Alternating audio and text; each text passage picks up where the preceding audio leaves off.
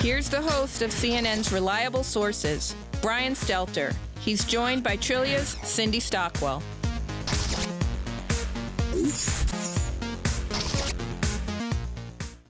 So welcome. Thank you. Good morning. Thanks for being here. I have to thank our sponsor of our segment, Major League Baseball. Thank you for the sponsorship. So I want to just jump right in. We only have 20 minutes. Based on meeting you and talking to you, I think you're going to get everybody woken up. All right, I'll try. Woken up already. So the previous panel, they asked a question, my guest a question about whether television is still the center of the universe. And the response was video is.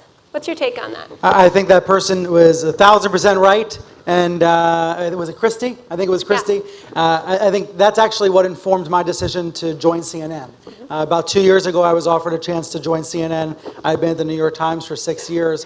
What ultimately led me to take that leap, which was at the time a very scary thing to do, was the belief that video will only become more and more important to the news ecosystem and to our media ecosystem. It already is television, the dominant force in American life. As it becomes video in all its form, television being one of them, video will only become more and more and more dominant. There will only be more and more screens and more ways to consume. That was my underlying belief, which is why I wanted to join CNN and learn how to be on camera, learn how to produce video, and so far so good. Great. And you've said that you think of your show as a website with a show. Right. Talk a little bit about that. I think 2 years later, I'm finally getting there. It's difficult. It's been a fun challenge to get to that point. But the scenario would be you produce news all week. I write stories all week. I just wrote one this morning about the NFL and Yahoo live stream. You go on TV and talk about those stories, and it all rolls up to Sunday morning to my show on CNN. So the idea is it's a site that has a show sort of at the end of the week and the beginning of the week. And in the next few months, we'll roll out even more ways to make that feel true, to make it feel like a week-long experience. I think the fundamental idea for me is when I'm watching television news, the people I love to watch are the reporters. Are the ones that are truly, really reporters, even though they're at an anchor desk or even though they're interviewing someone, that they have the fundamentals and they're still making calls, still doing reporting. So that's what I'm hoping to do and continuing to do. Great. So those of you who know Brian's show know that he covers the news of the media world. Of the news, yeah. And so what's your perspective on the fact that so many young people are now getting their news from places like Twitter and places like Skim and Vice? What do you think about the future of news then? Clearly, the trend this year is toward distributed content. Josh Benton up here at Neiman has called it the year of distributed content, distributed journalism, actually, as the CNNs and the BuzzFeeds of the world make it available more so on Facebook and on Apple and other platforms. You know, I think Apple's news app is a great example of that. It is a very compelling way to scroll through the news, to get a summary of the news.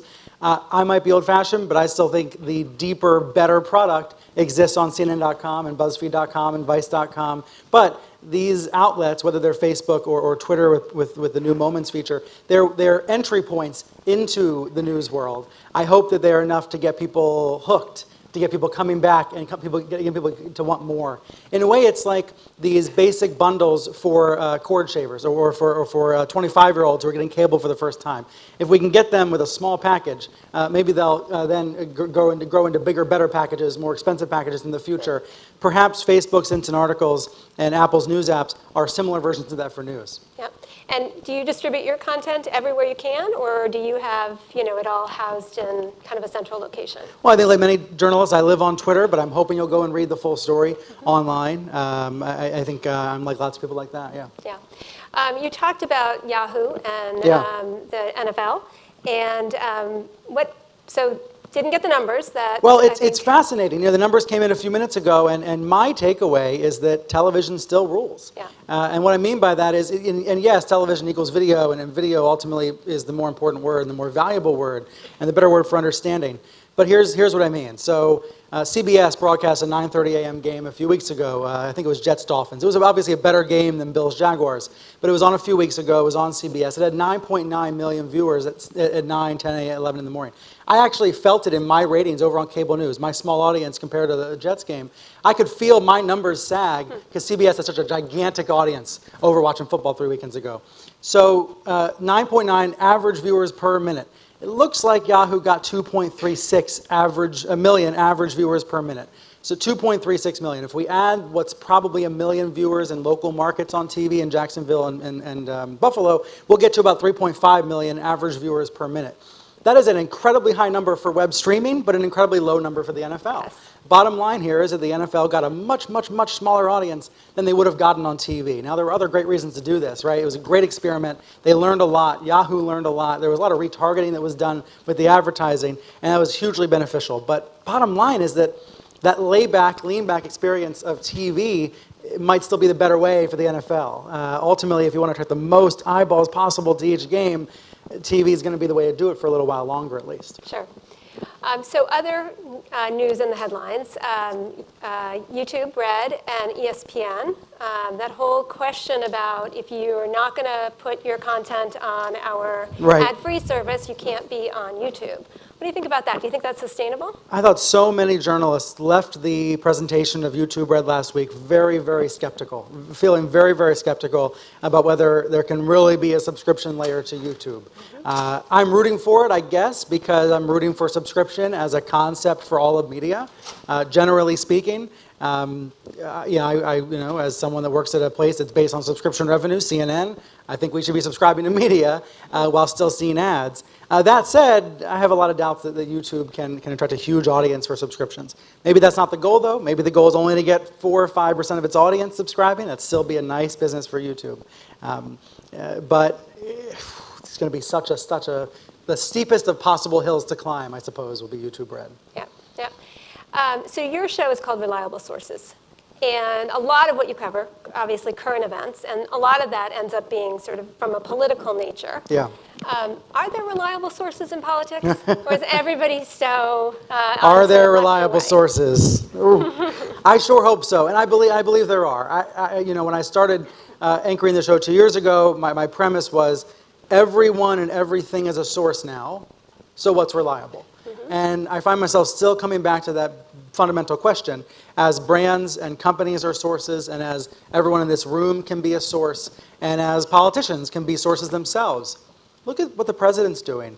He's going out interviewing people himself, interviewing novelists, interviewing Bill Nye, interviewing David Simon. It's fascinating and a little uncomfortable, but a little unsettling, obviously, for journalists to see politicians becoming their own sources. But there's no way, I think, for us to stop that. There's no way for us to really even resist it. There's ways to resist it, but there's no ways to stop it. What we can do as journalists is fact-check the heck out of this stuff. Fact-check the heck out of what the president says on YouTube. Fact-check the heck out of what Donald Trump says on Twitter. And be the verification layer, be the reliable sources for all the other sources that are out there. And so to answer your question, I think there's a difference in media. If we want to put all of the news media, all the stuff being produced that's news in the world, into 2 buckets, we could put them into 2 buckets. One would be opinion-based, partisan, ideological, sometimes really fun to read, but coming from a point of view and not always telling the full truth. And then over here is this other bucket, and I put the New York Times and the Wall Street Journal and CNN and all these in that bucket, which is we're trying, at least. We might not always get it right, but we're trying to be reliable sources. And that attempt is something worth preserving and protecting and going toward.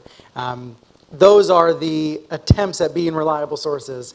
At the same time, we got more and more in this other bucket, more and more this other stuff, which we need to be fact-checking and verifying and rebutting and sometimes correcting when need be. Yeah.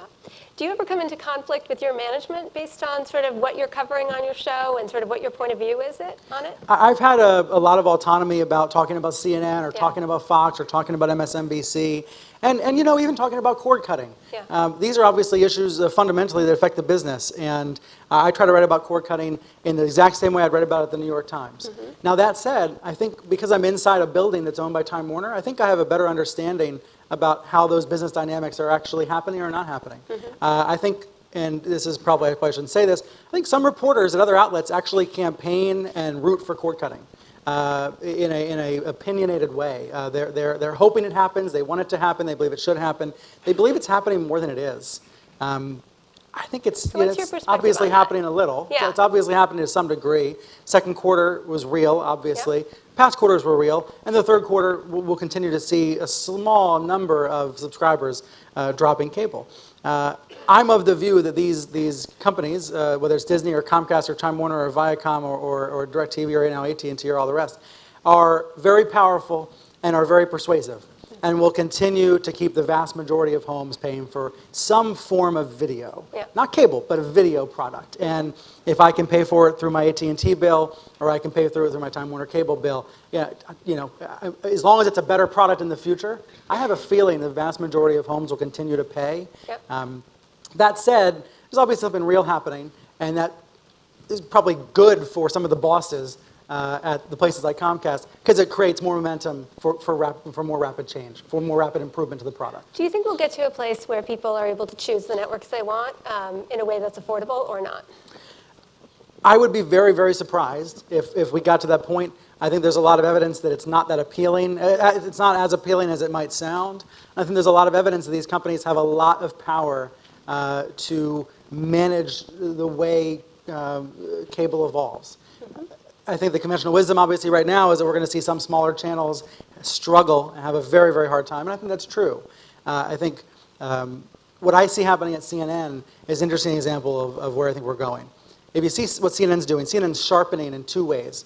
Breaking news and amazing, compelling shows you have to watch that you can't find anywhere else, like a Bourdain or a Lisa Ling or a Morgan Spurlock or a Bill Weir. So two buckets. What we might be doing a little less of, and what I find myself just as a little peon trying to do less of, is that kind of regurgitated, aggregated crap that's already out there.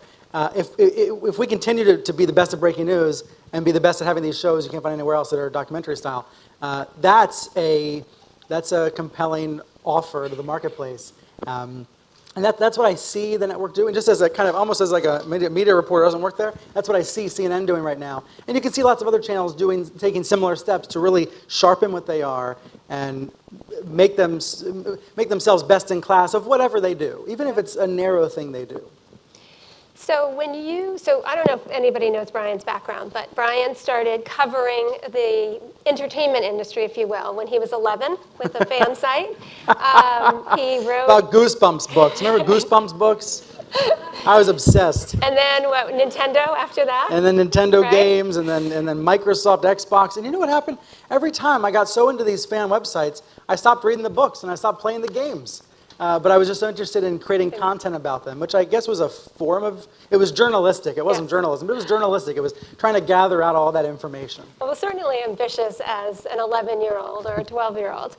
Thank God for the internet, right? Thank God that, that my grandpa gave me a computer and my parents gave me an AOL connection, dial-up, so I could learn how to learn how to code websites, learn HTML.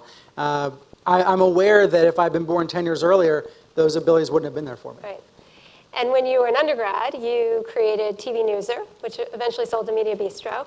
And when the New York Times hired you out of college, they called you sort of their answer to online and offline integration. So online and offline integration is still a big topic in our industry, I think, because of video versus television versus social, et cetera.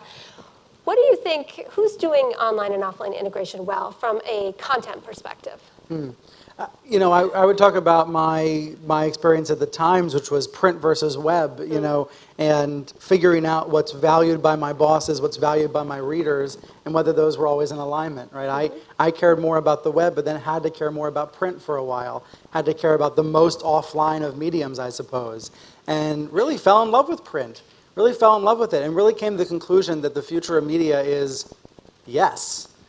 Everything, right? That nothing necessarily is going away. It's all just being piled on top of each other. I've come to the conclusion that in the same way radio didn't fade away after television was invented, that none of these mediums necessarily going away. They're all just being swallowed by my cell phone, and that they're all just going to exist inside my cell phone, and that is, and that's not a novel thought for the people in this room. But for me, being at the Times was the awakening about that thought. So the New York Times probably isn't going away, but a lot of newspapers have. So how does the sort of print news industry continue to stay relevant in the face of video and things like that? Yeah. Number one, make more video, right? Number one, make more and more and more video. What I try to talk to young journalists about, I'm now for the first time, now that I'm 30, because I'm a millennial, but I'm starting for the first time to feel like I've been leapfrogged by the smarter 22-year-olds and 23-year-olds who understand Snapchat and all those much better than me. What I try to tell them is learn how to be on camera, learn how to be comfortable on camera, learn how to interview on camera, not like a network news anchor, but like yourself.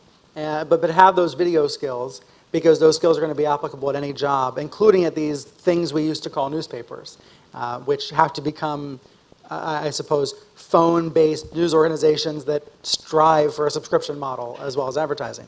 I think another part of the answer is what I was saying earlier about regurgitation. Yeah. It's easy to say and hard to do, but to the extent that I can spend less of my time and every other journalist can spend less of their times rewriting stuff that's already existing somewhere on the internet, I think that's a winning strategy. It's really hard to do because, listen, I just wrote an NFL Yahoo story like 10 other people did.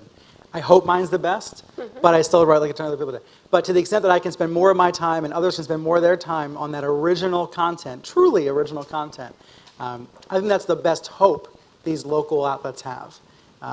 You see a lot of them piling on stories for clicks, and I understand for the short term all the reasons why they're doing that. But to the extent that they can create truly original material, that is what's going to stand out over the long term, I hope, for them. Yeah. So speaking of sort of material and sort of what you've been doing lately, what are some of the more interesting news stories that you've been covering recently? Well, I'm amazed by the debates, obviously, and about Donald Trump's effect on the campaign. To think about someone who had 10 years of practice on television hosting a reality TV show, now hosting the ultimate reality TV show. Yeah. I mean, that's something truly new, right? It's not often in politics something truly new happens. Maybe Barack Obama was the last thing that was truly new that's happened in this country. Donald Trump is new and profoundly different. And as we see other candidates try to learn from it, as we see those candidates fail at learning from it, it's the reason why you wish your show was 2 hours, because there's more to say about Trump. And you might think, well, that's a ratings ploy. It's actually not. Sometimes I talk about Donald Trump and it doesn't rate necessarily. Having Trump always rates. Talking about him doesn't always rate. But he's endlessly fascinating as a media subject, as someone who knows how to manipulate television, knows how to create storylines and create narratives. So obviously Trump is the gift that keeps on giving.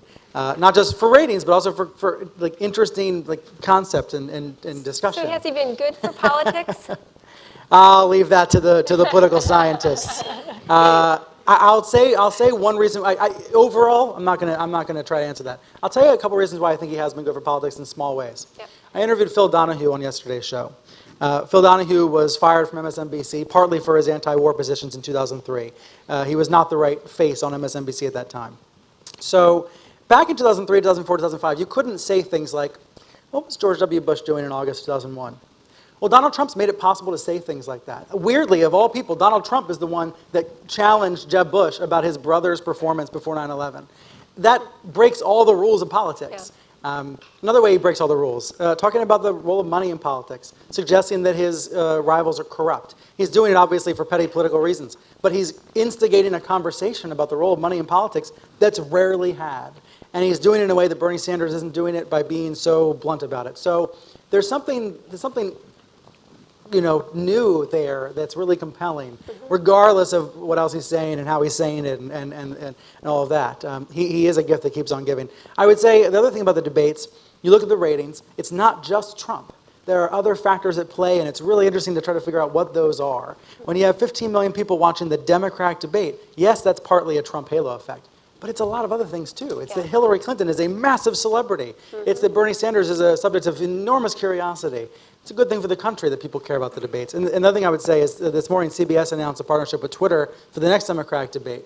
And I really hope we're about to get to the point, I don't know if we are, about to get to the point where people on Twitter can be asking questions, reacting to the debate in real time, pointing out mistakes or flaws or inconsistencies, and then having the moderator field that in real time. Yeah. That's an example of TVnext. Yeah, that's an example of where we can get, and I know it feels like it's taken a long time to get those kind of integrations to happen, but I think we're slowly getting there. And do you think that, so I think this might be our last question. Yeah. Do you think that candidates and their handlers will allow that? Like people just to send questions in and, they're not sort of pre-approved? And That's a big part of the resistance. And the other part of the resistance is you have journalists who have spent their whole lives getting ready for these debates who are the best in the world at doing this. And they have all their own questions that are excellent to ask. But I do think there's going to be a moment in the future, and whether it's this campaign or in the future, where something's going to be said on stage, something's going to happen, something's going to shock people. You're going to see live reaction from the audience at home on Twitter and Facebook, and the moderator is going to be able to use that and pull that in, and all of a sudden it's going to be like we're all in the room. And I've only had a handful of moments on my hour on cable where I feel like I'm really interacting with the viewers, where I'm actually seeing their feedback and changing my questions as a result. But it's magic when it happens. It's magic when it happens. And whenever I can make it happen, I love it. I hope we can see it happen on a big stage like a debate soon. that would be great. Thank you so much. Thank you. Thank you all.